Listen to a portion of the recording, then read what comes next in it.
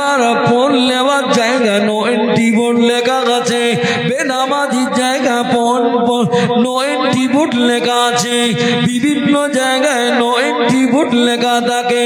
আমাদের ঘরে রাস্তাঘাটেও বিভিন্ন জায়গায় নো এন্ট্রি বোর্ড লেখা আছে। আপনি ক্ষমতাশীল ছেলে বলে নো এন্ট্রি বোর্ডটা যদি আপনি ভেঙে চুরমার করে যদি চলে যান, ভারতবর্ষের সংবিধান অনুযায়ী একদিকে যেমন কেস হবে, অপর দিকে আপনার জেল জরিমানা দুটোই হবে। এটা যদি ভারতবর্ষের সংবিধান যদি এটা হয়, ও আল্লাহ পাকের বান্দা বান্দিরা, আজ থেকে ১৫০০ বছর আগে আল্লাহ নবী মক্কাবাসীদেরকে উদ্দেশ্য করে বলেছিলেন, কে উদ্দেশ্য করে বলেছিলেন, বাবা তোরা সুদ চা খাস না, ঘুষ চা খাস না রে বাবা, তোরা বাবা ছেলেকে বিয়ে দিয়ে পণটা নিবি না, মহিলা সমিতি করবি না, গ্রুপ লোন করবি না, গাড়ি কিনে তোরা বাবা লোন ব্যবহার করবি না। আল্লাহ পাকের রাসূল এটা নিষেধ করেছেন। আমি যদি আল্লাহ পাকের দেওয়া সংবিধানে বোর্ডটাকে ভেঙে চুরমার করে যদি চলে যায়, কবরের ভিতরে কি ফেরেশতারা কি আমাকে ছাড়বে? আমার মনে হয় ফেরেশতারা মনে হয় চুমুটুবু খাবে বলে মনে হয়, দুধ কলাতে ভাত দেবে বলে মনে হয়। আল্লাহ বলছে লাল লাইট যদি জ্বলে, ওটা যদি দাঁড়াস, তুই নেতার ছেলে বলে যদি চলে যাস, কথা বললি মার না, আমি অমুক এমপির ছেলে, পুলিশ গিয়ে জামার কলার ধরে বলতে চাই মার, কথা কম বল, এই ৬ মাসের জেল দে, হয় না হয় না। তাহলে এটা যদি দুনিয়াবি যদি আইন হয়, আল্লাহ পাক আগেই ঘোষণা করে রেখেছেন, বারবার বলেছেন যে তোমরা ঘুষটা খেও না, সুদটা খেও না, হারামটা খেও না। ওই জায়গায় নো এন্ট্রি বোর্ড লেখা আছে। ও কি করতেছে? ও মনে করতেছে আমার টাকা হয়েছে বলে ও বোর্ড ভেঙে চলে যাচ্ছে। আমার মনে হয় ফেরেশতারা ওর ছেড়ে দেবে বলে মনে হয়। ফেরেশতারা বলে তামাক কোচা দেখেছেন? তামাক কোচা কথা বলে দেখেছেন বাবু? দেখেছেন? আমি কেউ খায়, আমি ওটা বলছি। ওর মাল ওর ভিতরে দে, বিহারিরা কিরা ভাই কুচে, ফেরেশতারা বলবে এই ওরে মার, কুচে দে পুরো, কোনো কথা না। কোচ কালা ফেরেশতা এসে প্রথমে কানা ফেরেশতা পাঠিয়েছে, সে তো অন্ধ, দেখতে পায় না, মার এইরকম চলতেছে, আর কানে তো শুনতে পাচ্ছে, কানে শুনতে পাচ্ছে, এত কান্না কানতেছে কবরবাসী। ফেরেশতার মনে দয়া এসে গেছে। আল্লাহ বলতে তুই উঠি আয়, উঠি আয়। আল্লাহ পাক সঙ্গে সঙ্গে কালা ফেরেশতার দেশে বলে তুই গে একভাবে চালা। কালা ফেরেশতা এসে ওই রাম আর মেরতেছে, আর এ তো কবরের ভিতর আউ আউ। ফেরেশতা মনে করতেছ কি মার কি কম হচ্ছে বলে এরকম করতেছ না, কি বলে আউ আউ করতেছে, আরো বাড়ি চালাচ্ছে, মাতি মাতি মাতি মাতি মনে, ওর মনেও দয়া এসে গেছে। আল্লাহ বলছে তোর হবে না, তুইও উঠি আয়। আল্লাহ পাক একেবারে কালা আর কানা ফেরেশতা পাঠিয়েছে, মানে ও তো দেখতেও পায় না, শুনতেও কথা বলে না, শুনতেও পায় না, তুই গে চালা। এত মার মারতেছে, বলে কদিন চালাবো আল্লাহ? বলে যতদিন না পর্যন্ত পশ্চিম দিকে সূর্য না উঠবে একভাবে চালা। কথা কি বোঝা যায়? ওয়াজ কি ঠিক হচ্ছে না ঘুরিয়ে দেবো? হ্যাঁ একটু জোরে বলেন। শ্রোতা চাঙ্গা থাকলে কিছু সময় বলবো।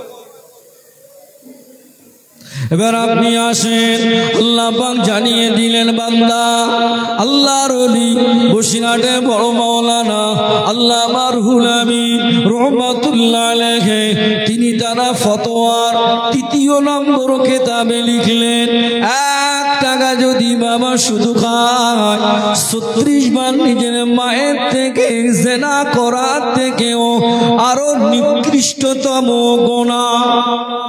কত টাকা একটু জোরে বলেন। ও আল্লাহ পাকের বান্দা বান্দিরা, চাচা আমার নামাজও পড়ে, বৌমাটা গ্রুপলোনও করে, চাচা আমার নামাজ আদায় করে, ছেলে আমার 4টে বাবা বিভিন্ন LICর সঙ্গে যুক্ত হয়ে আছেন। বলুন না আমাকে একটা বার, ওই চাচা জুমার দিন আসলে 11টার সময় মসজিদে গিয়ে ইমামের পাশে বসে না? বসে না? চাচা আমার 11টায় মসজিদে বসে রয়েছে। চাচার খবর নিচ্ছি 3 বিঘে জমি লোকের থেকে লিখে লেছে। কথা বলে না। চাচারে খবর, চাচা আবার ছেলেকে বিয়ে দিয়েছে, মেয়ের বাপের কাছ থেকে জুলুম করে অত্যাচার করে বাবা 2 লাখ টাকা মাল মেরেছে। কত জোরে বলেন? 2 লাখ মারবার পরে আমার বৌমাকে বলে, বৌমা খবরদার বাইরের লাইটটা নিভাবে না। কেন গো আব্বু? বলে না, কলের ধারের লাইটটা তুমি নিভাবে না কেন গো আব্বু জান? ওই সময় বলতে লাগলেন শ্বশুর আমার, বলতে লাগলেন বাবা আমি প্রতিদিন রাতে তাহাজ্জুদ আদায় করি। বৌমা বলতে যে সর্বনাশ, তুমি যে কত জোরে তাহাজ্জুদ পাঠি সে তো আমি জানি। কেন নগদ লেছে কত? কথা বলে না। এই এলাকায় একটাও নেই, এখানে সব ফেরেশতারা বাস করে।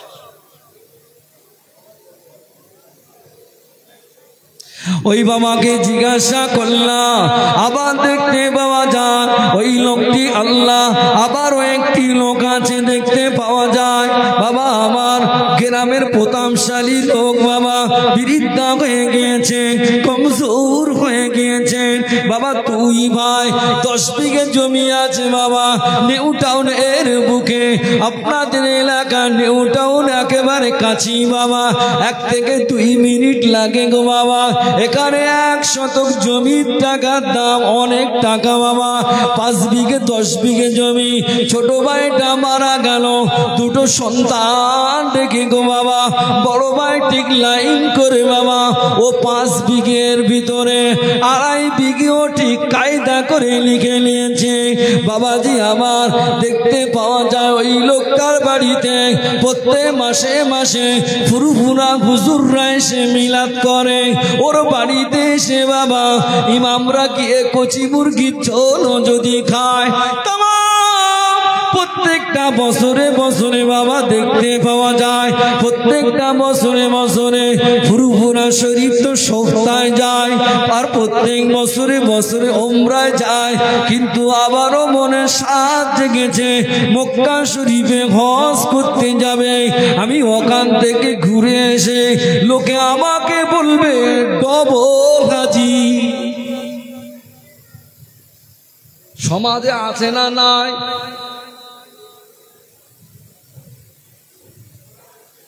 দু বিঘে জমির দাম 50। কত টাকা? 50 লাখ। ও হজ করেছে 5 লাখ। আবার উমরা করে 1 লাখে। লোক যায় বলে দেখো আমাদের ডবল হাজি যাচ্ছে। খোঁজ নিচ্ছি মাল পুরো 2.5 বিঘে ঝেড়ে দেবে দিকে বলি। কথা বলে না।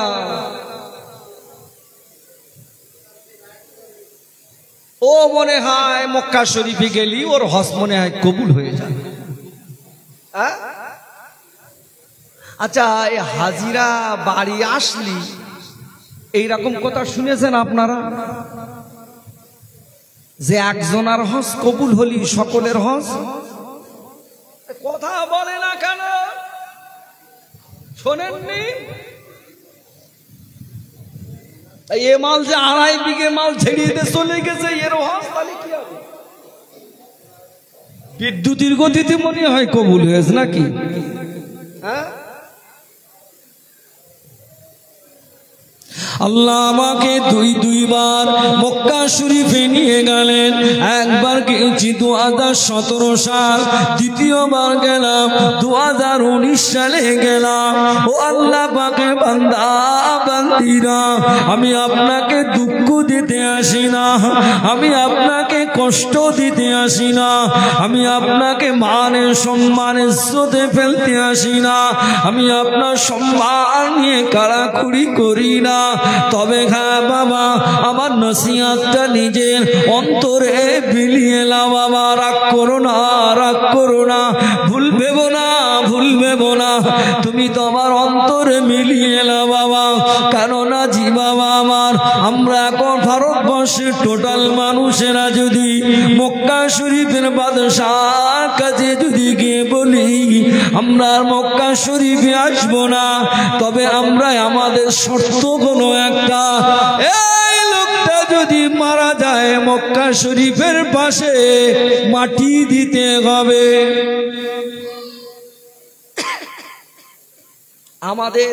আমরা আর মক্কা শরীফে আসবো না, কিন্তু আমাদের দাবি আপনাদের কাছে একটাই। সৌদি সরকার বলতেছে, বলে কিসের দাবি বলো? এই যে 2.5 বিঘে ঝেড়েতে মাল চলে গেছে, এই মাল মল্লি এখানে দাফন করতে হবে। এই কাবা শরীফ এই জায়গাটা ওই সাইডটা একটু দাফন করার ব্যবস্থা করে দাও। আযাব হবে বলে কি মনে হয়? আপনাদের কি মনে হয়? কথা না বললে ওয়াজ হবে না, পরিষ্কার কথা বলে। আপনাদের কি কষ্ট হচ্ছে? বাবা কষ্ট হয়। আমি আগেই বলেছি, সব জায়গায় সমান চলে না। আপনি আমার প্রত্যেকটা ইউটিউব দেখে নেবেন, কিন্তু এখানে যেহেতু আমার ভাই কারবালার সম্পর্কে গুরুত্বপূর্ণ আলোচনা করলেন, তাহলে আমি একটুখানি ভালো করে একটু জামা ঘষা মতন করে দিই।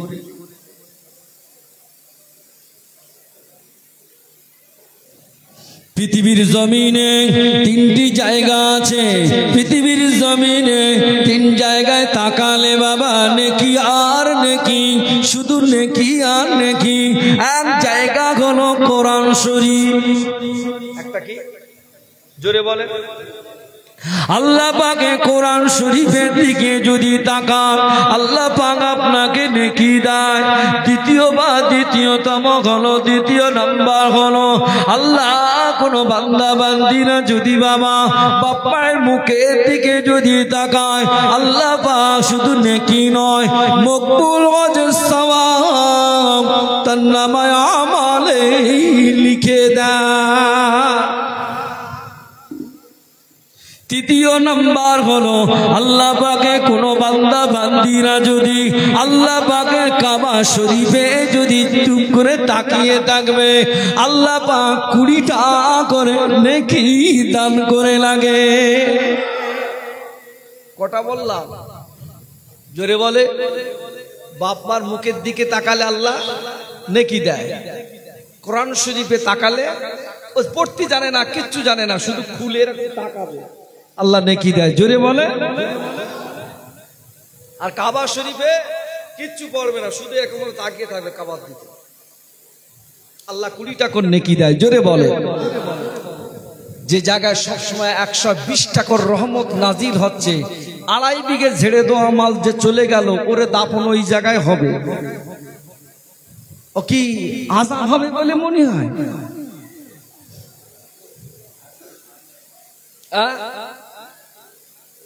আমি আপনাদের একটা দলিল দেই, সহিহ বুখারীর বর্ণনা। আল্লাহ নবী জানিয়ে দিলেন, মানজাল কবরি ওয়াজাবাত লাহু শাফাতি। জোরে বলে, আরো জোরে বলে। আল্লাহ নবী জানিয়ে দিলেন, কেউ যদি আমার মাজার শরীফটা যদি জিয়ারত যদি করে, আমি রাসূলুল্লাহ জানিয়ে দিলাম, কিয়ামতের ময়দানে হাসরের দিনেতে তাকে সুপারিশ করে আল্লাহ পাকের 8টি বেহেশতের দরওয়াজায় নিয়ে যাবার দায়িত্বটা আমি রাসূলুল্লাহ আমার তরফে ওয়াজিব হয়ে যায়। জোরে বলা যায় না? ও কুলবের নওজোয়ান ছেলেরা, ও মায়েরা, বাপেরা, এবার তাহলে আপনি আমাকে বলেন, এই যে ব্যক্তিটা 2.5 বিঘে যে ছেড়ে দিয়ে চলে গেল মক্কা শরীফে, এমন একটি জায়গা আছে মাথাবে দাঁড়িয়ে দাঁড়িয়ে দোয়া করলে আল্লাহ পাকের দরবারে কবুল হয়ে যায়। বাবাজি আমার, আল্লাহ পাকের কাবা শরীফে একটি দরওয়াজা আছে গো বাবা, ওই দরওয়াজাটির নাম হলো গো বাবা, ওই দরওয়াজার সামনে দাঁড়িয়ে দোয়া করলে সেকেন্ডের ভিতরে কবুল হয়ে যায়। আল্লাহ পাকের বান্দা বান্দিরা কাবা শরীফের ডিজাইনই দেখবেন, ফটোটা দেখবেন, ছবিটা দেখবেন। কাবা শরীফ আছে গো বাবা, একটা রাউন্ড দোয়া আছে, ওর ভিতরে 2 রাকাত নামাজ আদায় করে দোয়া করলে আল্লাহ পাকের দরবারে কবুল হয়ে যায়। আল্লাহ নবী জানিয়ে দিলেন 7টি তওয়াফ হয়ে গেল। এবারে আপনি মাকামে ইব্রাহিমকে সামনে রেখে 2টি রাকাত নামাজ আদায় করলে ওই দোয়াটা আল্লাহ পাকের দরবারে কবুল হয়ে যায়। বাবা শুধু তাই নয়, এবারে আপনাকে চলে যেতে হবে গো বাবা, এবার আপনাকে সাফা এবং মারওয়া সাই করতে হবে গো বাবা। সাফা এবং মারওয়া সাই করবার পরে দেখতে পাওয়া যায় ওখানে আপনি দোয়া করলে আল্লাহ পাকের দরবারে কবুল হয়ে যায়। সমস্ত কাজগুলো মিটিয়ে নিয়ে কিয়ামতের মাঠ, ওটা অন্য কোনো মাঠ নয়, আরাফার ময়দান, আরাফার ময়দান, যেখানে সেকেন্ডে সেকেন্ডে দোয়া কবুল হয়ে যায়। সমূহ কাজ সমাধা করে নিয়ে হাজী সাহেবরা বাবা মক্কা শরীফ থেকে বিদায় নিয়ে মদিনা শরীফে যাবেন।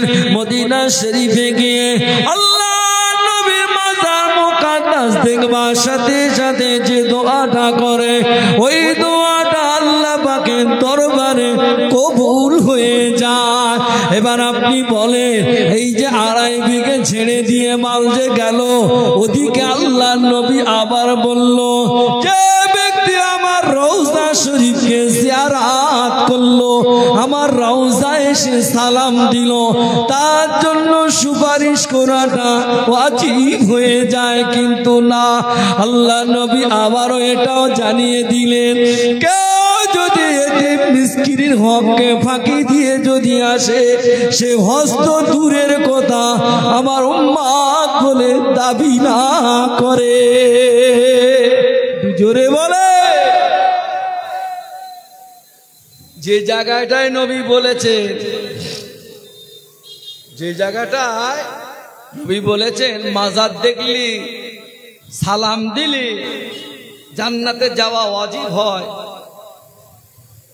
ওর পরই আবার নবী বললেন, কারুর হকটা যদি মেরে এসে যদি এখানে সালাম দেয়, ও কিয়ামত পর্যন্ত মাল এখানে পড়ে থাকবে, তবু ওর কথা বলে না। আচ্ছা, এমন গল্প আপনারা শুনেছেন, আমার আব্বার কি কপাল, আমার আব্বার কি নসিব, মক্কা মদিনায় মরে গেল, কথা বলে না। আরে এরকম গল্প শোনেননি? তা তোর আব্বা মক্কা মদিনায় মরেজ বলে কি আযাব কি সম্মান? 2.5 বিঘে মাল ছেড়ে দিয়ে বের গিয়ে পড়েছে, হ্যাঁ সব কি মাপ? তো সহজ ব্যবসা তো ভালো, 50 লাখ দাম, 5 লাখ হজ করতে লেগেছে, 7 বার ওমরা করেছে, 7 লাখ, তাহলে 5 আর 7 কত হয়? বাপ আছে কত? হ্যাঁ কত? 38। ব্যবসাটা খারাপ না ভালো? ব্যবসাটা বেশ মোটামুটি, খুব কায়দার ব্যবসা, তো ওই ব্যবসায় লাগতে হবে মনে হয়। ও যদি কিয়ামত পর্যন্ত মাল যদি ওখানে থাকে, ওর আযাব কেউ রুখতে? বাবা বলো, মনে করলি মরে গেলি মাপ। আচ্ছা আমি আপনাদের কাছে একটা, আমি তো আর ওইসব মুফতি না বাপ, আমি আর ওইসব ফতোয়া দেইনি, তবে আপনাদের কাছে একটা কথা জিজ্ঞাসা করি, বাপ চলবে না বন্ধ হবে? একটু কথা বলে, চলবে না বন্ধ হবে? একটু তাকবীর দেবো, যদি আওয়াজটা যদি ভালো হয় তাহলে আর কিছু সময় বলবো, তা নইলে দোয়া করতে। খিচুড়ির খবর কি করছি, লাইন আছে? হ্যাঁ একবার তাকবীর দে দেখি, ছোট করে দেই, নারাই তাকবীর। আওয়াজ যা সর্বনাশ করেছে তো, সারা রাতের আওয়াজ বল। আর একবার ঝেঁকে মারি, নারাই তাকবীর। সর্বনাশ করেছে, মাথা খারাপ হয়ে যাবে তো বাবা। আচ্ছা আবু জেহেলের বাড়ি কোথায়? কথা বলে না? ও পয়সানের বাড়ি কোথায়? মক্কায় তো নাকি, না অন্য কোথায়? হ্যাঁ আরে শুধু মক্কায় বললে ভুল হবে, ও মালের বাড়ি যেখানে, দয়াল নবীর বাড়ি তার পাশে। কথা বলে না? আমি ভাই হোটেল থেকে আসতেছি আসরে নামাজ পড়বো বলে, আবু জেলের বাড়ির ধারে আসলি পেশাব লাগে, কানটা কি না কি বুঝতে পারি।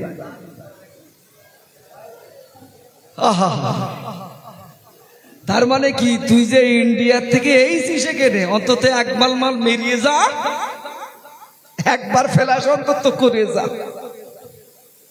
আমি বলতিস দেবো না, আবু জেলের ঘর ছাড়েও না, মাল তুই একবার ছাড়ে কেন? তাহলে ওর বাড়ি তো মক্কায়, ও তো মরেছে ওখানে, তাহলে মনে হয় ওর কবরে আযাব সব মা। আপনারা ফতোয়া দেন, আবু জেহেল রাসূলুল্লাহর কঠোর দুশমন না বন্ধু? জোরে বলেন, জোরে বলেন। তা ও মাল যদি দুশমন যদি হয়, তো ও তো মরেছে ওই মক্কায়, তাহলে ওর কবরে আযাব তাহলে মাপ মনে হয়? হ্যাঁ অত সহজ?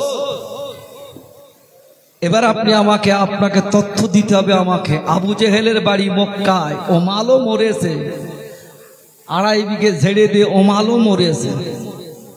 আবার ওই জমিনে শুয়ে আছেন, সাউথ আফ্রিকায় বাড়ি, হাবশি দেশ, সেখান থেকে কালো কুৎসিত একটি মানুষ। আহা, নবী সাহাবী সম্পর্কে আমার কোন রকম মন্তব্য নেই, আল্লাহু আকবার। আহা, সোনার সাহাবী আমার, রাসূলুল্লাহর কাছে হাতে হাত দিয়ে কলেমা পড়ে তিনিও ইন্তেকাল হয়েছেন। কিতাবে বর্ণনায় পড়েছি, আবু জেহেলের চেহারা কিন্তু পাকা আপেলের মতো। কথা বলে না? পাকা আপেলের মতো।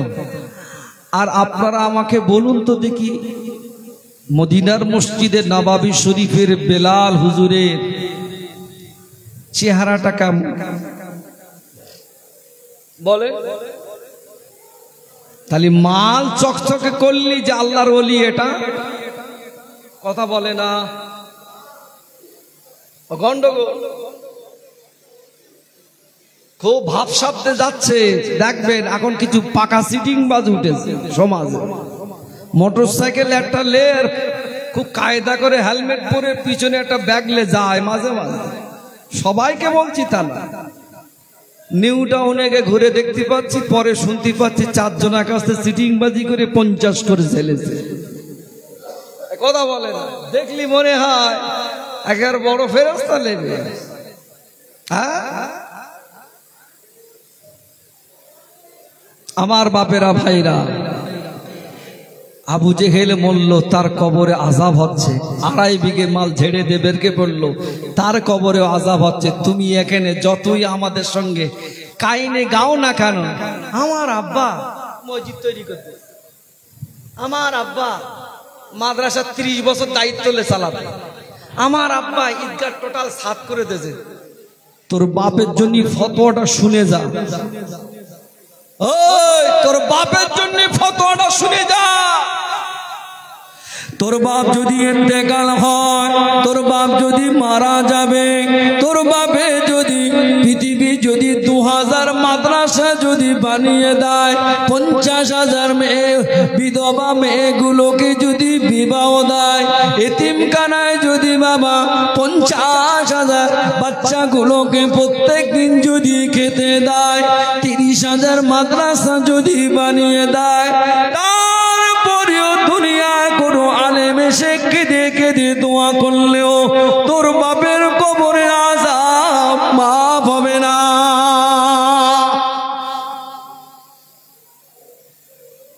ও 20,000 মাদ্রাসা করে দেখলাম, মাল ঝেড়িয়েছে কত? 2.5 ঝেড়িয়েছে কত? ওর ভার যে ঝেড়িয়েছে, ওর ভাইটা তো মারা গেছে, 2 বাচ্চা, একটা ছেলে একটা মেয়ে, এতিম। পরে দরওয়াজায় দরওয়াজায় হাত পেতে খাচ্ছে। আর হারামখোর তুই মদিনায় গিয়ে 5 স্টার হোটেলে গিয়ে বসে রয়েছিস। আসাম মাফ হবে বলে মনে হয়? কথা বলে না। ওরা মারা কাটা ধারা পাটি তো আবু জেহেলের কাজ। ও তো আবু জেহেলের কাজ। ও আবু জেহেল তোর বলে যাই দেখ, আমিও বেরিয়েছি, ঝেড়েছি, তুইও 2.5 বিঘে ঝেড়িয়েছিস, অতএব তুই আর বাড়ি ফিরে যাসনি, আমার কাছে শো।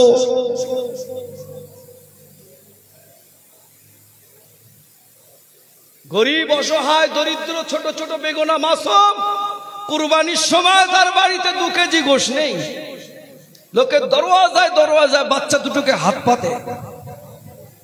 আর হারামখোর তুই 2.5 বিঘে ঝেড়ে দিয়ে চলে গেলি, তোর কবরে বাঁশ ডলবে খোদা। তোর কে বলেছে মহরম মারাত? তোর কে বলেছে নবী দিবস করতে? তোকে কে বলেছে 2000 মসজিদ করতে? তোকে কে বলেছে 2000 মাদ্রাসা করতে? এতিম ভাইয়ের হকটাকে আগে ফেল, এতিমের হকটা আগে দে।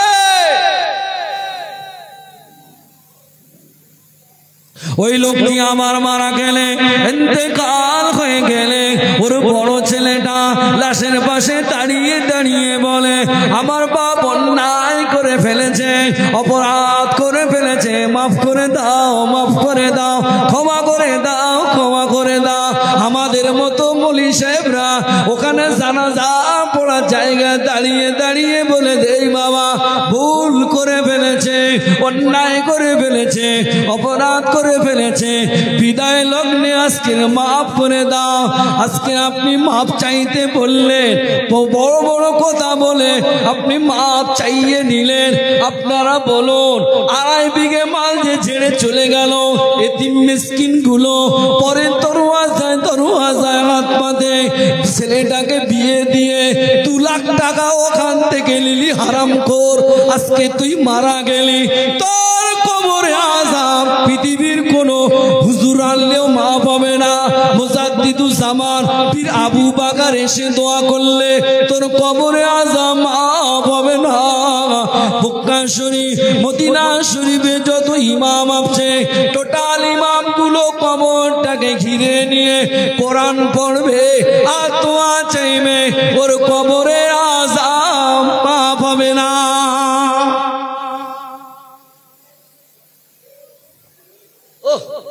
জানাজার ময়দান থেকে অমনি বলে দিল, আমার বাপ যদি ভুল করে থাকে, অন্যায় করে থাকে, আপনারা মাফ করে দেবেন। তুই তো 5 তলা করে বসে রয়েছিস, তোর ছেলেগুলো তো সব নিউ টাউনে বড় বড় সব ফ্ল্যাট করে দিয়েছিস। আর যার 2.5 বিঘে ঝেড়ে দিয়েছিস সে তো লোকের কাছে কেটে কেটে মরতেছে, সে কি মাফ করবে বলে মনে হয়? কথা বলে না, আমি দোয়া করতেই নাকি?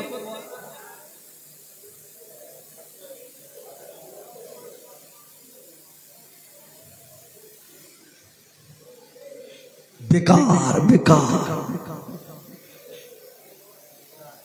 ফজরের নামাজ পড়ে মাল টুপি খুলতে যা চায়ের দোকানে এসে লাভ হচ্ছে, বুকির বোকানো খুলে এই চাঁদে চাঁদে দাঁড়কে চাঁদে, কেন ওরা মুখ করতে গেল? কথা বলিস না, 4টে ছেলে, কথা বলে না, 4টে লাঠি, 2 করে 6 লাখ। কথা বলিস কেন অত বেশি? সাদে সাদে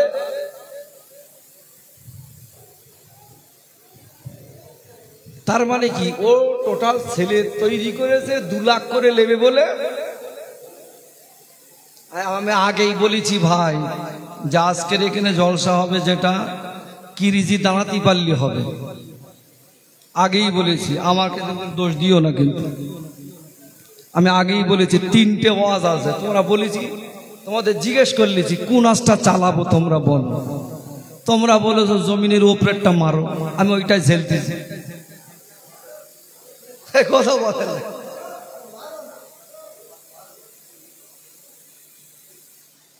মাল এসে চা খাচ্ছে, শুধু লাভ আছে। চার দোকানদার বলতে তুমি তো লাভ আছে কেন? বলে কথা বলিস না, কালকে বড় ছেলের দেখা হয়েছে 2 লাখ বলে দিচ্ছে। মেয়ে দেবে বলে আচার খাচ্ছে, মেয়ের বাপ আচার খাচ্ছে নাকি ওর টাকা দেবে বলে। চিন্তা করতে পারতেছ? আসরের আজান হয়ে গেছে, মাল আমার মসজিদকে ওই রকম চালাচ্ছে দোয়া। ফেরেস্তা বলতে মাল টক কুলে মাল বিলিতি কৃষ্ণে মিশতেছ কেন? হাত লাবা, হারাম কর হাত লাবা। তুই আর দোয়া চাস? মেয়েদের বাপের কাঁধে, বাপের কাছ থেকে জুলুম করে টাকা লওয়া কি বড্ড নেকির কাজ বলে মনে হয়? হ্যাঁ হ্যাঁ, মেয়ের বাপের কাছ থেকে জুলুম করে টাকা নেওয়াটা কি বড্ড নেকির কাজ না গুনার কাজ? এই তো বাহ, সবাই তো জানে। দেখ, আচ্ছা গোনার যদি কাজ হয় কিরাম গোনা? আমি কিন্তু ওই পশুটার নাম ধরতেছি না। ওয়ালাহমাল খিনজির, খিনজির মানে বোঝো? ওর পায়খানা করার থেকে, পায়খানা খাওয়ার থেকে আরো নিকৃষ্টতম গোনা। কথা কি বোঝা যায়? আর ও যদি বৌমার সাথে গল্প দেয়, মা বলছে কি আব্বা? বলে বাবা মা তোমরা শুয়েছো ঠিক আছে, কিন্তু কলের ধারে লাইটটা যেন অফ করো না। তা বৌমা বলতে কেন গো আব্বা? বলছে বাবা আমি 2টো 2:30টায় উঠে তাহাজ্জুদ পড়ি। বউ আর স্বামী, বউ আর ছেলে ওরা ঘরের ভিতরে যখন এসে বউটা বলতেছে বাবা তোমার আব্বা তো বিশাল তাহাজ্জুদ গুজারি। না আব্বা খুব নামাজ কালাম পড়ে, সব বিষয় আলাদা, সব তুই বুঝবি না। ছেলে আবার বলতেছে, মানে এই পাকা সিটিং বাস তৈরি হচ্ছে আবার, বলে তুই ওসব বুঝবি না। তা বলছে কেন বুঝবো না? তোমার বাপ তো 1 সপ্তাহ আগে আমার বাপের কাছ থেকে 2 লাখ টাকা নিল চুক্তি করে। কি হবে তাহলে ওটা? বলো ও সব যায়, সব তুই বুঝবি না, সব যায়।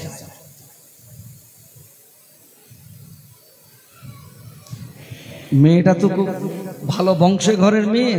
ও বলছে তোমার বাপের সব ভণ্ডমি ছাড়ো, বেকার কিচ্ছু হবে না। যদি হয় একটা উপায় আছে, হয় টাকা ফেরত দিতে হবে, তা নইলে আমার বাপের কাছ থেকে মাপ চাইতে হবে। উপায় কোটা? কথা বলে না। হয় টাকা ফেরত দিতে হবে, আর তা নইলে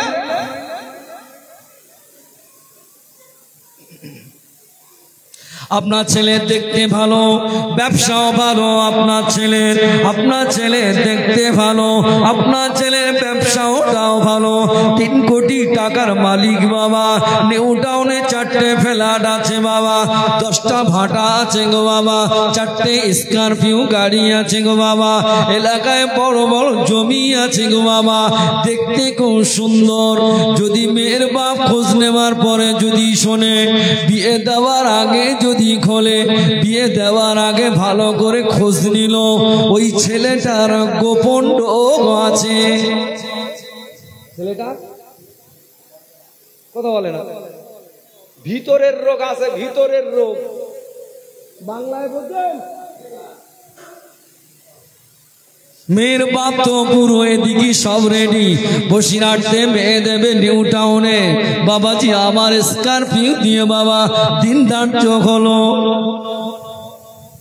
দিন ধার্য হওয়ার পরে উকিলের কাছ থেকে ভালো করে শোনা বোঝা গেল ছেলের যেমন দেখতি, ছেলের হাইটও তেমন, কথাবার্তাও সুন্দর, কিন্তু না না না দেখতে পাওয়া যায় ছেলের ভিতরে কিন্তু রোগ আছে। মেয়ের বাপ বলে শুনে নাও বাবার উকিল তুমি শুনে নাও, মেয়েকে ইসামুদ্দিন নদীতে গলায় কলসি দিয়ে ভাসিয়ে দিব, তারপরে ওই রকম ছেলের হাতে মেয়ে দেব না। এই বলবে না বলবে না তো সুন্দর, ওর অমুক ও তমুক, ওর অর্থ, ওর কিছু কিছু কাজে এসে কি? আরে সাত দোকানে শুধু গরম মারতেছে এরকম, ও ছেলে এলে শুধু গরম মারতেছে। দুদিন পরে দেখা গেল ওর বৌমাটা টেনে ছুটতেছে, খবর নিচ্ছে কি বলে গোপন সমস্যা। বলে 2 লাখ যেটা দিছিস ওটাও দে, আরো 4 লাখ জরিমানা। কথা বলে না। আমার ভাইরা বাপেরা, আমি আপনাকে সমাজের তত্ত্বমূলক কিছু ওয়াজ নসিহত করতে করতে এত দূর চলে আসলাম। এবার আমি আপনাদের কাছ থেকে বিদায় নেব গো বাবা। বিদায় নেবার আগে একটাই কথা বলি, অন্যায় তো আমাদের দ্বারা হয়ে গেল, অপরাধ তো আমাদের দ্বারা হয়ে গেল, অন্যায় তো আমাদের দ্বারা হয়ে গেল, অপরাধ তো আমাদের দ্বারা হয়ে গেল। উপায় কি, রাস্তা কি? আমাকে তাহলে জাহান্নামে যেতে হবে। আমি কি তাহলে মারা যাব? আমাকে কবরে তালি শুতে হবে, জাহান্নামে আমাকে যেতেই হবে। আল্লাহ পাক জানিয়ে দিলেন, এই তুমি শুধু খেয়েছো, খবরদার তোমাকে জানিয়ে দিলাম আমার রহমত থেকে নিরাশ হয়ে চলে যেও না। জোরে বলো।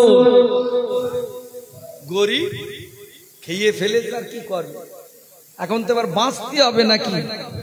হ্যাঁ গো বাবা, করে ফেলেছি কি করব। সবে বেড়াত আসলে মসজিদে গিয়ে দুতলায় গিয়ে এক কোনায় বসে বসে কাঁদি, কিন্তু ওই দিনের গোনাটা আমার মনে পড়ে। কোন দিনের গোনা? যুবক বয়সে আমি এমন একটি মেয়ের সঙ্গে জেনা করে ফেলেছিলাম। আমার তো মনে হয় আল্লাহ পাক সব গোনা মাফ হলেও আল্লাহ মনে হয় এই গোনাটি মাফ হবে না। আল্লাহ পাক জানিয়ে দিলেন, ও আমার বান্দা, ও আমার বান্দিরা, আমি আল্লাহ পাক কথা দিলাম, তুমি অন্যায় করে ফেলেছ, অপরাধ তুমি করে ফেলেছ, অবশ্যই মাফ হয়ে যাবে। তবে কেমন ভাবে মাফ চাইবে তুমি কি জানো না? আমি আল্লাহ পাক সুদখোরগুলোকে মাফ করে দিয়ে আমি আল্লাহ পাক ওলি বানিয়ে দিয়েছি। আমি আল্লাহ পাক খুনকারীকে, মার্ডারকারীকে তাকেও মাফ করে দিয়ে আমি আল্লাহ পাক ওলি বানিয়ে দিলাম। মদখোরকে আমি আল্লাহ পাক মাফ করে দিয়ে আমি আল্লাহ পাক তাকে ওলি বানিয়ে দিলাম। আল্লাহ পাক রাস্তা আমাকে বলে দেন। আল্লাহ পাক জানিয়ে দিলে, ও আমার বান্দা, ও আমার বান্দিরা, আমি আল্লাহ পাক তোমাদেরকে শুনিয়ে দিলাম, একটা জিনিস শুনিয়ে দিলাম, লা তাগনাতু মির রাহমাতিল্লাহ, ইন্নাল্লাহা ইয়াগফিরুয যুনুবা জামিআহা ইন্নাহু হুয়াল গফুরুর রহিম। ও আমার বান্দা, আমি আল্লাহ পাক তোমরা আমার কাছে ভুল করে ফেলেছো, অন্যায় করে ফেলেছো বান্দা। তোমরা কি ভুলে গেলে? তোমরা কি ভুলে গেলে বান্দা? আমি আল্লাহ ক্ষমতাশীল, আমি আল্লাহ গোলাম রহমান, আমি আল্লাহ গোলাম রহিম, আমি আল্লাহ গোলাম গফফার, আমি আল্লাহ গোলাম গফুর। আমার কাছে কেউ যদি মাপ যদি চেয়ে নেয়, বান্দা চোখের পানি আসার আগে আমি আল্লাহ পাক আমায় দয়া করে মাফ করে দিতে লাগি। শর্ত হলো একটাই, তওবা করতে হবে। মহিলা সমিতি করে ফেলেছি, কি করব, অপরাধ হয়ে গিয়েছে, আর তো কোনো রাস্তা নাই। মেয়েটা বড্ড অসুস্থ, কারোর কাছে গিয়েছি, কেউ 10 টাকা ধার দেয়নি। বাপটা অসুস্থ, নিজের শ্বশুর বাড়ি গিয়ে ধার চাইলাম, দিল না। নিরুপায় হইয়া আমাকে সুদের দ্বারস্থ হতে হবে। আল্লাহ, আমি গরিব, আমি অসহায়, আমি কি করব? আল্লাহ বলছে, দেখ আমি আল্লাহ মাফ করে দিতে পারি, তবে যার কাছ থেকে সুদ নিয়েছি তার কাছ থেকে মাফ করে, তার কাছে ফেরত দে। যদি ফেরত দেবার অবস্থা যদি না যদি থাকে, ওর কাছ থেকে মাপটা চা, ওর কাছ থেকে মাপটা চে। কেন আমি আল্লাহ পাক হাবিবে আজমিকে মাফ করে দিয়েছিলাম। জোরে বল, জোরে বলা যায় না, জোরে বলা যায় না। আমার হাবিবে আজমি এমন মস্ত বড় সুদ করছিল, লোকের বাড়িতে যদি যেত খালি হাতে ফেরত আসতো। তার বাড়িতে একদিন সুদের মাল আদায় করতে গেল, কিছু নেই বাড়িতে, স্বামীটা মারা গেল। বলে আমার কাছ থেকে সুদ নিয়েছে, টাকা দাও। বলে তেমন কিছু তো নেই, কিভাবে দেব, আমি কিভাবে দেব? বলছে তোমার বাড়িতে কি আছে বলো। আমার বাড়িতে অন্য কিছু নাই, আমি মা মহিলা, আমার 2 বাচ্চা আছে। আজকে 3 দিন ধরে উনানে আগুন ওঠে না। আমি লোকের বাড়ি কাজ করে ছাগলের একটি মাথা আমাকে তারা দিয়েছে, বিনিময় আমাকে আরো বেশি কাজ করতে হবে। আমার স্বামী আপনার কাছ থেকে টাকা নিয়েছে, আমার স্বামী আপনার কাছে টাকা নিয়েছে, সে তো মারা গেল, আমি কিভাবে দেব? আল্লাহ যদি আমাকে ধনী বানিয়ে দেয়, আমার স্বামীর পক্ষ থেকে আমি আপনাকে টাকা দিয়ে দেব, তবে আজকে দিনে আমাকে ক্ষমা করে দাও, মাফ করে দাও। বলে তোর তো জানা নেই হাবিবে আজমি সম্পর্কে, তোর জানা নেই হাবিবে আজমি কারুর বাড়িতে যদি একটা ভাত যদি ঢোকে, তার বাড়িতে খালি হাতে ফেরত আসে না। তবে হ্যাঁ, বলে দে তোর উনানে কি রান্না করছিস? বলে অন্য কিছু নয়, আমি রান্না বান্না তৈরি করছি, একটি ছাগলের মাথা আছে, ওটা আমি রান্না করে আমার বাচ্চাগুলোকে আমি খেতে দেব। হাবিবে আজমি নিষ্ঠুর মন, হাবিবে আজমি কাফিরি মন। বাবা কেমন মন গো বাবা তোমার, কেমনই মন। হাবিবে আজমি কে বলতে লাগলেন, ওই ছাগলের মাথাটা তুমি আমাকে দাও। ছোট ছোট বেগনা মাসুম এতিম বাচ্চাদের মুখের থেকে, হাড়ি থেকে ছাগলের মাথাটা নিয়ে চলে আসলো। বাড়িতে এসে বিবিকে ডাকলেন, ও আমার বিবি, ও আমার বিবি, এদিকে এসো, আমি পুকুরে যাচ্ছি, এটাকে তুমি রান্না বান্না ব্যবস্থাটা করো, এটাকে তুমি রান্না করবার জন্য ভালো ব্যবস্থা তুমি করো। হাবিবে আজমির স্ত্রী ছিলেন দিনদার, হাবিবে আজমির স্ত্রী ছিলেন নেককার। হাবিবে আজমি বারে বারে বলতে লাগে, এবার তুমি একটু ভালো হয়ে যাও, এতিম বাচ্চারা তারা খাবে বলে লোকের বাড়িতে চেয়ে নিয়েছে, তুমি সেটাও তুমি ছাড় নেই। তোমার মনে কি একটু দয়া হয় না? তোমার মনে কি একটু মায়া নেই? তোমার মনে কি একটু দয়া নেই? তোমার মনে কি একটু মায়া নেই? বলছে বেশি কথা বলিস না, এটাকে রান্না কর। হাবিবে আজমি গোসল করতে গেলেন, গোসল করে ফিরে বাড়ি আসবার পরে রান্না হয়ে গেল, খাবার জন্য পবিত্র মন নিয়ে সব বসে গেল। হাবিবে আজমির স্ত্রী যেই না বাবা হাড়ির সরাটা যেই না আগলা করলেন, যেইটা ঢেলে দিলেন, টাটকা তাজা রক্ত দেখতে পায়। হাবিবে আজমি একবার স্ত্রীর পত্নীর মুখের দিকে তাকায়, একবার বিবির মুখের দিকে তাকায়, একবার হাড়ির দিকে তাকায়, একবার বিবির মুখের দিকে তাকায়। বিবি বলে আপনার পায়ে ধরে আমি বলি আপনি এই রাস্তাটা ছেড়ে দেন, সুদের রাস্তাটা আমি ছেড়ে দেন। হাবিবে আজমির মনে আল্লাহ পাক দয়া মায়া পয়দা হয়ে গেল, আল্লাহ পাক হাবিবে আজমির মনে মায়া হয়ে গেল। হাবিবে আজমি বিবিকে বলে আমি কোথায় যাব, কি করব, আমি তো কোনো রাস্তা খুঁজে পাই না। বিবিকে বলতে লাগলেন বিবি আমি এখন কি করব? তা বলে এই জামানায় একজন আল্লাহর ওলি আছে। কে আছে? কে আছে? তুমি আমাকে একটা বার বলো না। বলে এই জামানার একজন আল্লাহর ওলি বান্দা, যার নাম হলো হাসান বসরি রহমাতুল্লাহ আলাইহি। আল্লাহর ওই ওলি বান্দার কাছে চলে যাও, আল্লাহর ওলি বান্দার কাছে গিয়ে মাপ চাও, আল্লাহর ওলি বান্দার হাতে হাত দিয়ে তওবা করো। হাবিবে আজমি বাড়ি থেকে বার হয়ে চলে গেলেন। বাড়িতে বার হয়ে যাওয়ার সাথে সাথে কিছুটা দূরে যাওয়ার পরে ছোট ছোট বেগনা মাসুম বাচ্চা তারাও বুঝতে পেরেছে, জানেছে যে এটা হাবিবে আজমি আসছে রে।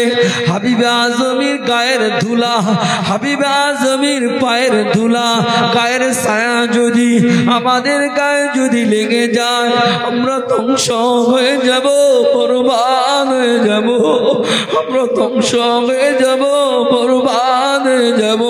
হাবিবে আজমি মনের ভিতরে আল্লাহ পাক দয়া দিয়ে দিলেন। হাবিবে আজমি চিন্তা করতে লাগলেন আল্লাহ আমি যে এতই নিকৃষ্ট হয়ে গেলাম, আমি যে এতই দুষ্টু হয়ে গেলাম, ছোট ছোট বেগুনা মাসুম এখনো তারা ভালো করে কথা বলতে পারে না, তারাও আমাকে দেখে ঘৃণা করে, তারাও আমাকে দেখে ঘৃণা করে। কোথায় যাব, কোথায় যাব? চোখ ভরা পানি নিয়ে হাবিবে আজমি দরবার হাসান বসরি দরবারে চলে যান। হাসান বসরি দরবারে গিয়ে হাতটা গিয়ে দিয়ে বলতে লাগলেন হুজুর আপনি আমাকে তওবা পড়িয়ে দেন। হাবিবে আজমি বলতে লাগলেন তুমি তওবা পড়তে এসেছো নাকি সুদের মাল আদায় করতে এসেছো? আমি তো তোমার কাছ থেকে কোনো টাকা নেই না। হাবিবে আজমি পায়ের কদমে পড়ে গেল বাবা হুজুর বেয়াদবি মাফ করুন, হুজুর বেয়াদবি ক্ষমা করুন, হুজুর বেয়াদবি মাফ করুন, হুজুর বেয়াদবি ক্ষমা করুন। আপনার কাছে আমার দাবি একটাই হুজুর আপনি আমাকে তওবাটা পড়িয়ে দেন। কলেমা পড়িয়ে দিলেন, তওবা পড়িয়ে দিলেন। হাবিবে আজমিকে বুকের মাঝে ডেকে নিয়ে বলে বাবা খবরদার জানো আর শুধু খেও না, সুদের মাল যা নিয়েছো বাড়িতে গিয়ে ফেরত দিও বাবা। হাবিবে আজমি তওবাটা আল্লাহ পাকের দরবারে কবুল হয়ে গিয়েছে। হাবিবে আজমি বাড়িতে এসে সব মাল দিতে দিতে বাড়িতে কেবলমাত্র শুধুমাত্র চাদর ছাড়া আর কিছু নেই।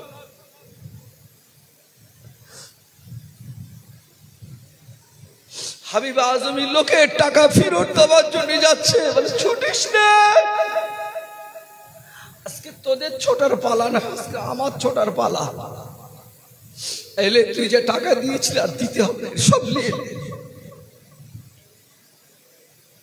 আপনি তওবা করলে বিবিকে বলতে লাগলেন বিবি বাড়িতে তো আল্লাহ বান্দার কিছু নাই, কি খাবো, কি খাবো?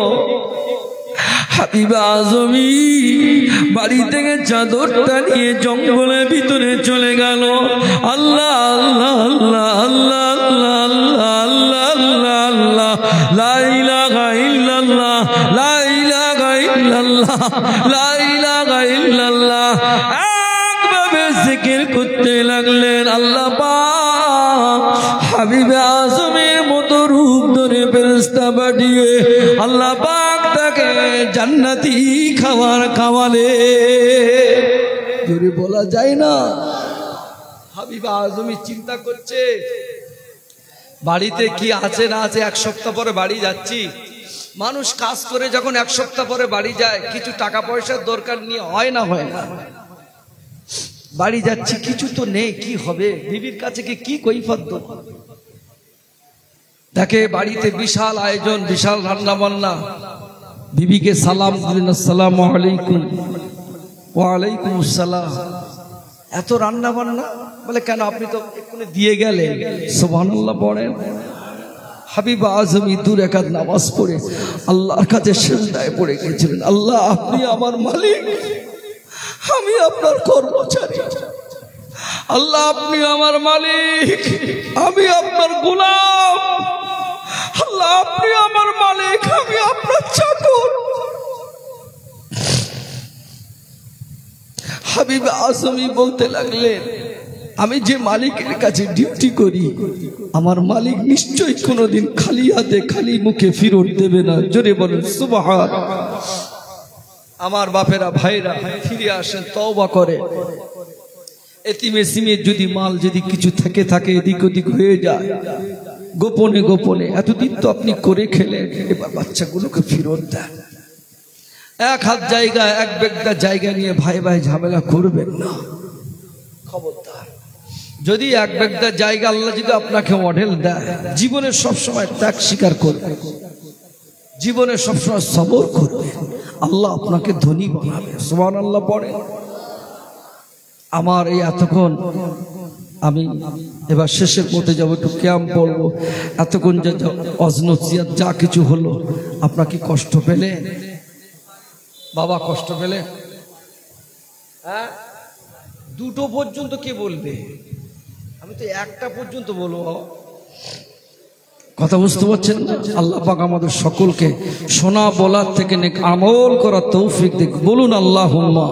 তুই জোরে বলেন আল্লাহুম্মা। সকলে আমার জন্য দোয়া করবেন তো? হ্যাঁ, আমি কি কাউকে কষ্ট দিলাম? আমি কি কাউকে দুঃখ দিলাম?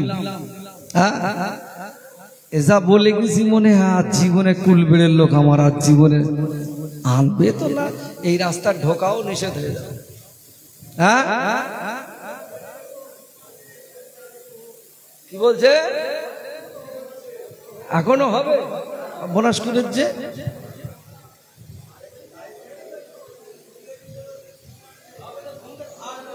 হ্যাঁ, 2 ঘন্টা জলসা হয়ে গেল, এখন বলতে ঘুম ছাড়লো। এ কি ওরম করলে হয়? প্রত্যেকদিন জলসা, কালকে 3টে মাহফিল, কি বুঝলে? এই আপনাদের এলাকার দাঁড়িয়ে থাকবো মনে হয়। হ্যাঁ, ওরম করলে হয়? আবার আসবো কি গো, কুলবেড়ের লোকেরা কি ভুলে যাবে? আবার কি দেখা হবে না? হ্যাঁ, 2 ঘন্টা হয়ে যাচ্ছে তো, আমি আর কত বলবো? আসেন একবার সালাম পড়ি, তারপর দেখা যাক কি হয়। ইয়া নবী সালাম।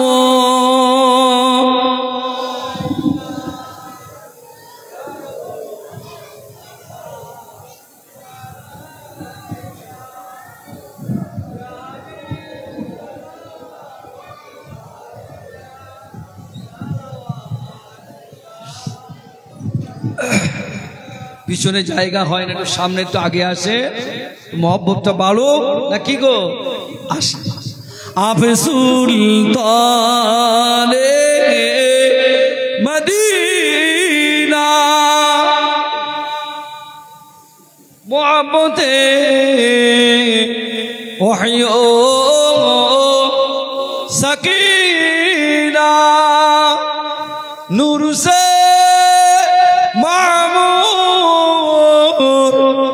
रसीना मुश्क से बेहतर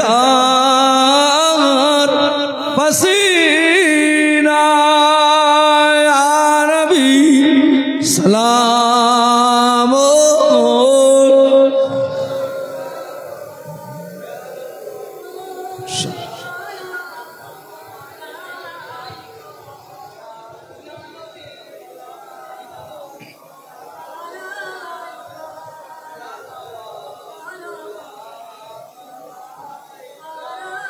ইয়া নবী নাম পিয়ারা ইয়া রাসূল নাম পিয়ারা আরশ पर हटने पुकारा सज पे को बर हमारा या नबी सलाम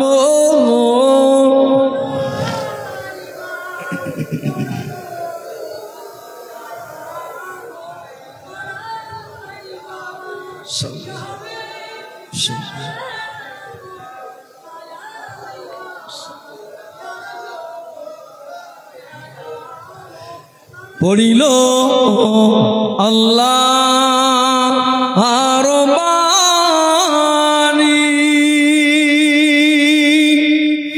পোগাল দুঃখের রজনী হইল জগৎ নুরানী আমেনার নয়নের মণি ইয়া নবী সালাম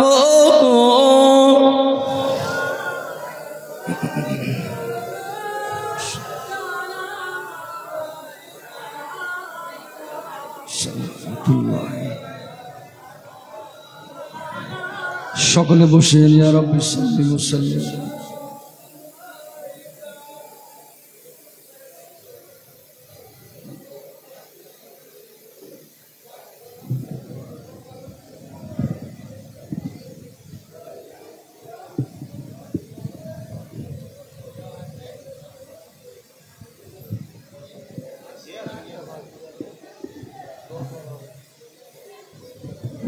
এত ছোট করে দাও না বাবা, ছোট করে দাও।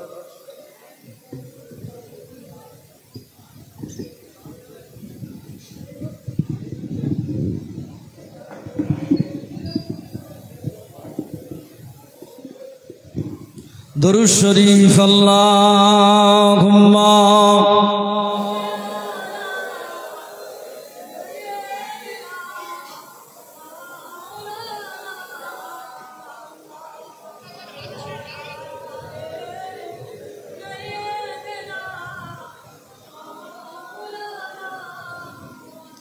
प्यारे हाजिराने मजलिस আমার দিনদার নেককার আল্লাহওয়ালা ভাই ও বাবাজিরা, আল্লাহ শুকর সেই 11টার পর পরই উঠলাম, মাশাআল্লাহ 1টা বাজতে যাচ্ছে। কি বুঝলেন? হ্যাঁ হ্যাঁ, ওরা বলল আমাকে অত কষ্ট দেয়, সব মহব্বত করে ভালোবাসে তাই বলছে মহল। আমি তো মনে হয় আর কতক্ষণ বললে আপনারা শান্তি বলেন একটু শুনি। হ্যাঁ, কতক্ষণ বললে আপনারা শান্তি পাবেন বলেন?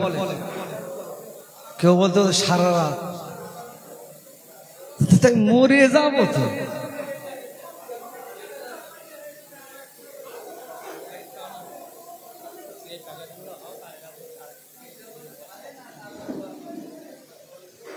আমার বাপেরা, ভাইরা, মায়েরা, বোনেরা যারা এসছেন ওদের নামে দুটো নসিহত করে দে চলে যায়।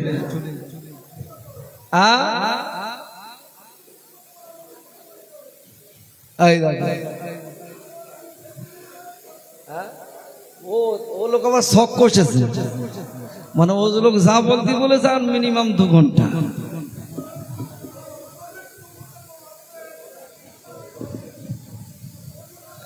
আমার বাপেরা, ভাইরা, মায়েরা, বোনেরা যারা এসছেন প্রত্যেকের জন্য একটাই কথা বলে যায়, নসিহত শোনাটা ভালো।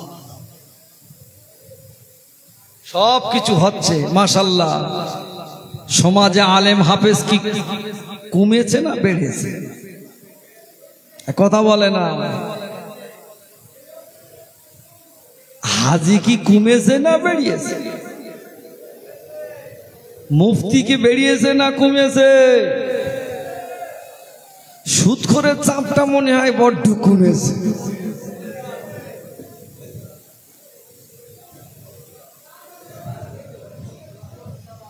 আলেম যত বেরিয়েছে আমার মনে হয় হাজি যত বেরিয়েছে, মসজিদ সব এসি হয়েছে না হয়নি? এদিককার কুলবেড়িয়া মসজিদ কি এসি বসেছে হুজুর? আরে কোথায় কথা বলতে চাবে, সর্বনাশ করে রেখে দেবে। মাশাআল্লাহ মাশাআল্লাহ। কি বুঝলে, মুসল্লি কি বেড়েছে না কমেছে? হ্যাঁ, মুসল্লিও বেড়েছে।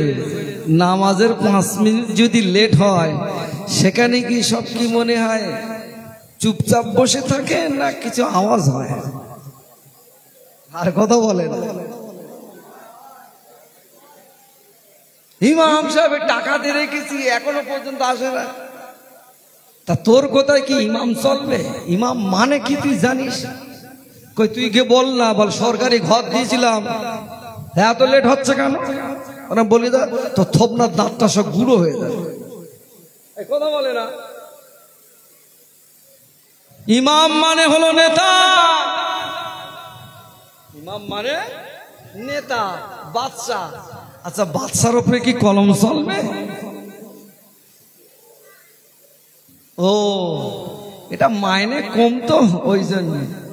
যা প্রধানের মাইনে তো মনে হয় 3000 টাকা না 4000 টাকা কি 5000 টাকা। তা যা ওখানকে বলগে যা, বলছে তের বলিলাম তা কইছে থবনার দাঁড়াটা থাকবে না। ও বলবে তুই কি আমার একলা ভোট দিয়ে প্রদান করিস নাকি? কি মুশকিল বাবা দেখি। এজন্য আল্লাহ রসুল জানিয়ে দিলে, আল্লাহর হাবিব বললে, আলেমদের সম্মান সমাজ থেকে আস্তে আস্তে উঠে যাচ্ছে না বাড়ছে? হ্যাঁ ও বাপ বলো। তবে আলেমের মতন তো আলেম হতে হবে। আলেম যদি সিটিং বাজ হয়, কথা বলে না। আলেম যদি জোর চোর যদি হয়, আলতালা যদি হয়, আমার বাপেরা ভাইরা, আলেম তো সেই এক কথায় উত্তর দেওয়া যেতে পারে যে আলেমের মুখের দিকে তাকালে কবরের কথা, পরকালের কথা চিন্তা হয়, মনে পড়ে, সেইটি তো খাঁটি আলেম। জোরে বলুন সুবহানাল্লাহ। আর এখন সব আলেমদের মুখের দিকে তাকাচ্ছি, সেজন্য ঠিক রে যাচ্ছে। কি বুঝলে? একটাই বক্তব্য আপনাদের জন্য নসিহত, নামাজটা পড়েন, নামাজ পড়েন। ওযুর ফরজটা জানেন? হ্যাঁ, জানেন না। গোসলের ফরজটা জানেন? জানেন না। তাহলে কি হবে? আপনারা সময় বুঝে বুঝে আপনাদের যোগ্য ইমাম রেখেছেন, তার কাছে এসে আপনারা একটু শেখাশেখি করবেন। আপনি যদি ওযুর ফরজটা যদি না দিতে, নামাজ যেমন ফরজ, ওযুরও ফরজ আছে। ওযুর 4টি ফরজ আছে। 1 নাম্বার হলো মুখমণ্ডল ধৌত করা, 2 নাম্বার হলো 2 হাতের কনুই পর্যন্ত ধৌত করা, 3 নাম্বার হলো মাথা মুসাফা করা, 4 নাম্বার হলো পায়ের গোড়ালি পর্যন্ত ধৌত করা। 1 নাম্বার হলো কুলি, 1 নাম্বার হলো মুখমণ্ডল ধৌত করা, 2 নাম্বার হলো দুই হাতের কনুই পর্যন্ত ধৌত করা। 3 নাম্বার হলো মাথা 4 ভাগের 1 ভাগ মুসাফা করা। 4 নাম্বার হলো পায়ের গোড়ালি পর্যন্ত ধৌত করা। বিনা ওযুতে কেউ যদি নামাজ আদায় করে ও তো বেঈমান হয়ে যাবে। মসজিদ হলো সুন্দর, মসজিদের ইমামটা হলো সুন্দর, মুসল্লিরা যদি কাঁচা হয়ে যায় দায়িত্ব কিন্তু ইমামের নয়। ইমামের কাছ থেকে আপনাকে জিজ্ঞাসা করে নেবার দরকার ছিল আমি নামাজটা কেমন ভাবে পড়ি হুজুর। আপনি একটা বার দেখেন হুজুর আমি রোজাটা এমন ভাবে নিয়ত করি হুজুর, এটা আমার হচ্ছে কিনা একটু দেখেন। হুজুর আমি তারাবিটা একে একে এমন ভাবে পড়ি হুজুর আমার 2 রাকাত যদি ছেড়ে যায় বাকি 2 রাকাত আমি কেমন ভাবে আদায় করব হুজুর আপনি আমাকে একটু বলে দেন। এসব কিছু আপনি জিজ্ঞাসা করলেন না। ও আল্লাহ পাকে বান্দা বান্দিরা, মসজিদ হলো টাইলস, মসজিদ হলো এসি। আপনি জানেন না আজকের সমাজে বাবা, আজকের সমাজে মুসল্লিরা হলো কাঁচা, কিন্তু আপনি কালকের এই ফুরফুরা শরীফে যাবেন। ফুরফুরা শরীফে হুজুরের মাজারের সম্মুখে একটি পুকুর আছে, ওই পুকুরের পাশে দেখবেন একটি মসজিদ আছে। ওই মসজিদটা কাঁচা না পাকা?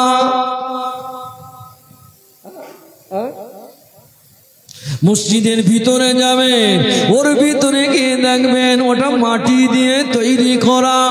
ওই মসজিদে পড়েছেন ফুরফুরা পীর আবু বকর সকলকে পড়িয়েছে, সুফি তুজাম্মেল সিদ্দিকীকে পড়িয়েছে, নূর মোহাম্মদ নিজামপুরীকে পড়িয়েছে, সুফি আল্লাহর ওলি আল্লামা রুহুল আমিন রহমাতুল্লাহ আলাইহিকে পড়িয়েছেন। এমনই তারা জীবন গঠন করলেন বাবা কাজা মসজিদে। বাবা আল্লাহ ওলি হয়ে গিয়েছে। আমাদের মসজিদে ইমাম রেখেছি ভালো, আমাদের মসজিদে এসি লাগিয়েছি, সব কিছু করেছি, কিন্তু না আল্লাহর বান্দার একবার মনটা জাগে না। ওযুর কোটা ফরজ একবার এসে জিজ্ঞাসা করি, অথচ ওকে দেখতে পাওয়া যায় এরকম মুহররমের জলসা, এরকম নবী দিবসের জলসা, ও আবার ক্যাশিয়ার হওয়ার জন্য বিধি ব্যবস্থা হয়ে তড়ি জড়ি করে লোক ফিট করে।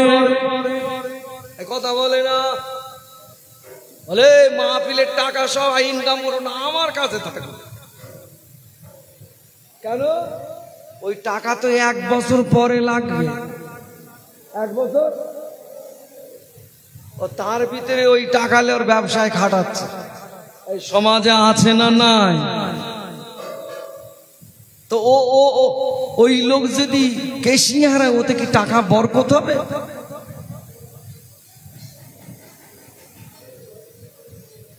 আল্লাহর বান্দা আমি আপনাকে জানিয়ে দেই, আপনি কি জানেন না আল্লাহ পাক কিয়ামতের মাঠে আল্লাহ পাক আপনাকে জিজ্ঞাসা করা হবে। সর্বপ্রথমে আল্লাহ আপনাকে জিজ্ঞাসা করবে আপনি নামাজ আদায় করেছেন কি না, বলুন। নামাজ পড়েছেন কিনা আগে বলুন। কেন? ইবাদতের মূল হলো নামাজ। নামাজটা যদি আপনার ভালো হয়, ইজ্জতের সঙ্গে যদি হয়, সম্মানের সঙ্গে যদি হয়, সবরের সঙ্গে যদি নামাজ হয়, আল্লাহ পাকের দরবারে ওই মানুষটাকে আমার আল্লাহ পাক বেগুনাহ মাসুম বানিয়ে দেয়। আল্লাহ পাকে বান্দা বান্দিরা আমি আপনাদের কাছে দুটি কথা বলি বাবা। আপনি ফুরফুরা শরীফে যাবেন 21, 22, 23 ফাল্গুন ইসালে সওয়াব, বসিরহাট মাওলানা বাগে ইসালে সওয়াব হলো 13, 14, 15 ফাল্গুন, 16টা বাদ দিয়ে 17, 18, 19 ফাল্গুন হুজুরের মাদ্রাসা ইসালে সওয়াব। আপনি দেখবেন বাবা 72 থেকে নিয়ে 72 বলে একটি স্টপেজ আছে গো বাবা, ওর পাশ থেকে নিয়ে হুজুরের বাড়ি পর্যন্ত রাস্তার মাঝখানে ফকির বসে না জোরে বলেন। ফুরফুরা শরীফে আপনি 21-22-23 সালে সবে যাবেন। পীর আল্লামা আব্দুল্লাহ মারুফ সিদ্দিকী চাচা জান হুজুর পীর কেবলার বাড়ির কাছাকাছি থেকে নিয়ে একেবারে পীর আল্লামা ওমর সিদ্দিকী চাচা জান হুজুর পীর কেবলা বাড়ি পর্যন্ত রাস্তার মাঝখানে ফকির বসে না। আপনাদের কাছে আমি জিজ্ঞাসা করি, কত রকমের ফকির দেখবেন বাবা, কত রকমের ফকির দেখবেন গো বাবা। একটা কারো হাত নাই, কারো পা নাই, কারো 2 পা নাই, কারো কোমর থেকে নাই, কারো এখান থেকে নাই, কারো কোনোই নাই। আপনি কি আমাকে একটা বার বলুন না, আপনি টোটাল বসিরান অথবা ফুরফুরা শরীফে যত পাগল আসে বাবা, যত ভিখারি নাম আসে, ফকির নাম আসে, একটা কারুর মাথা নাই এমন একটা ফকির কি আপনার নজরে পড়েছে কিনা বলুন, একটু জোরে বলেন। মাথা নেই এরকম ফকির দেখেছেন? তাহলে মাথা না থাকলে ও ফকির কি বাঁচবে? তাহলে ইবাদতের মূল হলো নামাজ। ইবাদতের জোরে বলে, ইবাদতের মূল হলো নামাজ। নামাজ যদি আপনার জীবনে যদি থাকে, আপনার কিন্তু দুনিয়া দাম নেই, এটা কিন্তু মাথায় রাখবে। কেন? আল্লাহ নবী বিদায় নেওয়ার আগেও নামাজের কথা বলেছেন না বলেন? সেই নামাজকে প্রতিষ্ঠিত করতে গিয়ে ইমাম হাসান হুসাইন হুজুর শহীদ হয়ে গিয়েছিলেন। সেই নামাজকে প্রতিষ্ঠিত করতে গিয়ে কাফের মুশরিক বেঈমানেরা আল্লাহর রাসূলকে কতই না তারা মেরেছে। আল্লাহ পাক আমাদের সকলকে শোনা বলার থেকে নেক আমল করার তৌফিক দেখ। বলুন আল্লাহুম্মা আমিন। দরুদ শরীফ আল্লাহুম্মা।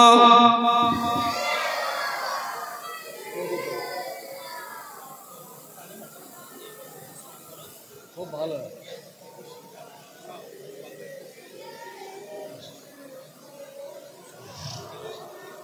আলহামদুলিল্লাহ। একটা খতম আছে, মাশাআল্লাহ, একটা খতম আছে। আসে একবার সকলে তওবা পড়ি। আউযু বিল্লাহি মিনাশ শাইতানির রাজীম। সকলে পড়েন বিসমিল্লাহির রহমানির রহিম। আল্লাহু তাআলা আমি আমার জীবনে तमाम गुनाह হইতে আল্লাহ আপনার কাছে তওবা করছি, অন্যায় স্বীকার করছি, মাফি চাইছি। তওবা ইয়া আল্লাহ, তওবা। আস্তাগফিরুল্লাহ রব্বি মিন কুল্লি যামবিন ওয়া আতুবু ইলাইহি লা হাওলা ওয়ালা কুওয়াতা ইল্লা বিল্লাহি আলিয়্যিল আযীম। আশহাদু আল্লা ইলাহা ইল্লাল্লাহু ওয়াহদাহু লা শারীকা লাহু ওয়া আশহাদু আন্না মুহাম্মাদান আবদুহু ওয়া রাসূলুহু। কালেমা লা ইলাহা ইল্লাল্লাহু মুহাম্মাদুর রাসূলুল্লাহ সাল্লাল্লাহু আলাইহি ওয়াসাল্লাম। একবার দরুদ শরীফ। আল্লাহুম্মা সাল্লি আলা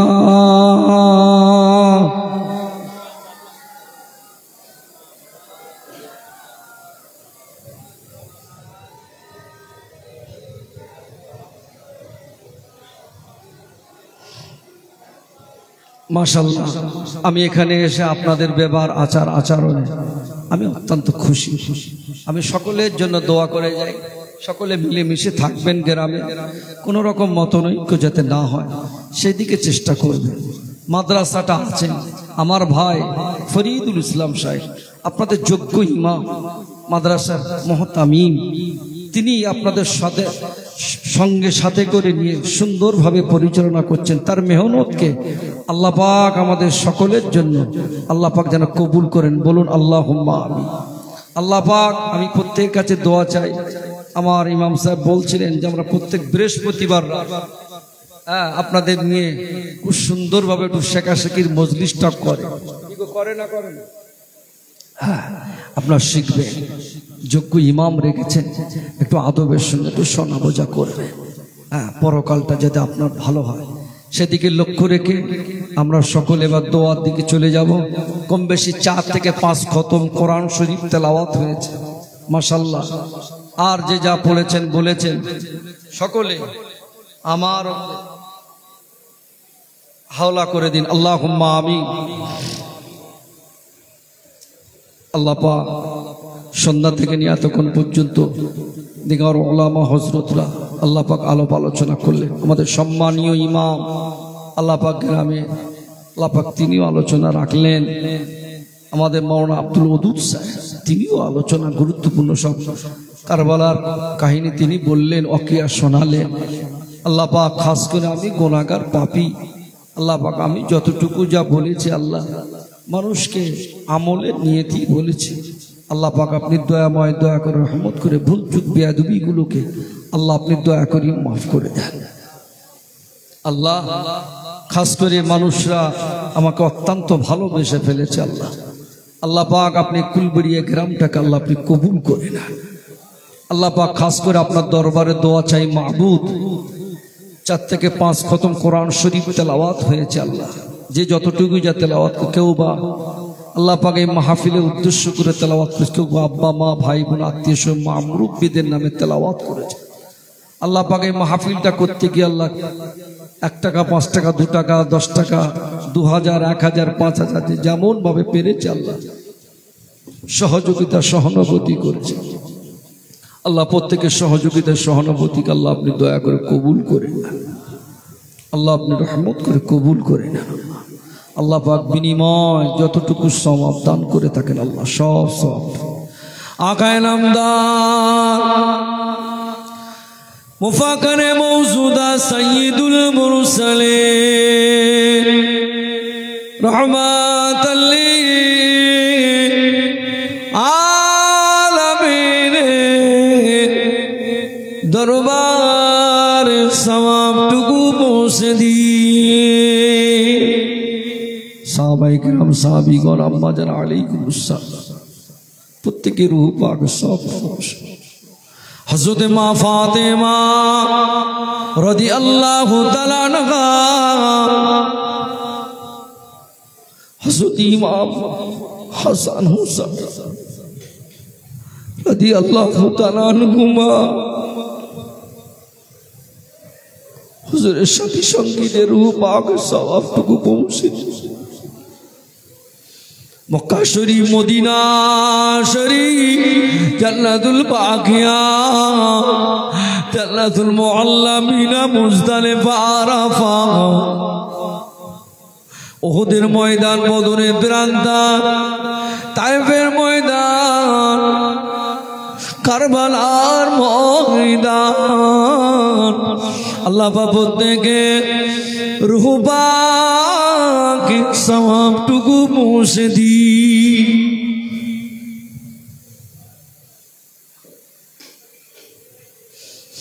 খাস করে